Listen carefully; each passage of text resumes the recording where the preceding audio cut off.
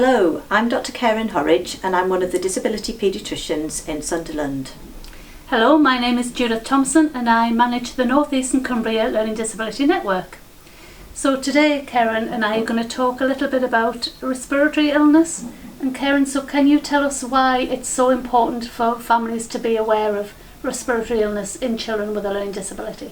So respiratory illness includes everything from having a cold to having a major chest infection, and it's really important in children and young people with a learning disability because it's the commonest reason that they get unwell, commonest reason they might need to go and see their family doctor or even need to go into hospital. And sometimes when it really takes a hold, it can mean the need for intensive care treatment. Also, we know from national figures that it's one of the commonest reasons actually for early death in children and young people with a learning disability. So what's really, really important is to know about it, be aware about it, and to prevent it wherever possible. So I don't know if you want to talk a little bit about the prevention strategies that are available. Okay, so the best way to prevent respiratory illness is to be immunised against flu. All children and young people with a learning disability are entitled to free flu immunisation. If you live in Cumbria, if you live in Cumbria and the North East, and your child goes to a special school, then the children will be offered flu immunisation in school. You obviously as a parent or carer would need to consent to that, but it's not an injection, it's just a quick squirt of nasal spray up the nostril. It's over in a couple of seconds, it doesn't hurt at all. And then your child is protected from flu for that winter season. They may feel a little bit unwell for a day or two afterwards. They might have a runny nose, they might be off their food a little bit, but they'll get over that, and that isn't proper flu, that's just them feeling a little bit unwell.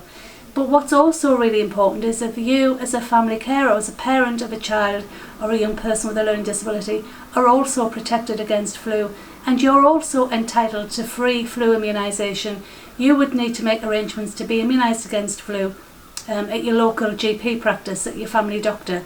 You would just need to go and say, I'm a parent or a carer of a child or a young person with a learning disability, and please can I be immunised against flu? And it's really important that you are protected against flu so that we try and manage that we're not spreading flu around amongst families, and thereby we're protecting the children more across the winter season as well. What's also really important to say is that each year the flu vaccine changes, so you need to go every winter time. So the flu immunisation programme starts around about September, October, and that's when you can expect that your child will be immunised against flu.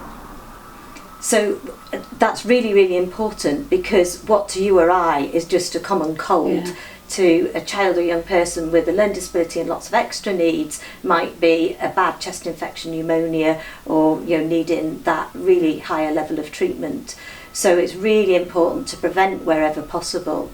And there are some other things that we doctors can do as well to prevent and to limit chest infections getting a hold. For those who are prone to recurrent chest infections in winter, we might use preventative antibiotics just 3 times a week, once a day, to try and keep things at bay.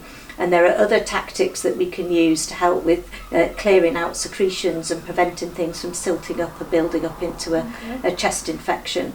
So if you're worried about your child or young person with a learning disability and think their chest is vulnerable, please do talk to your family doctor first of all, but you could also talk to your local paediatrician, who can then access a respiratory specialist if need be to help get the best possible advice about how to keep healthy and well and limit the impact of respiratory illness.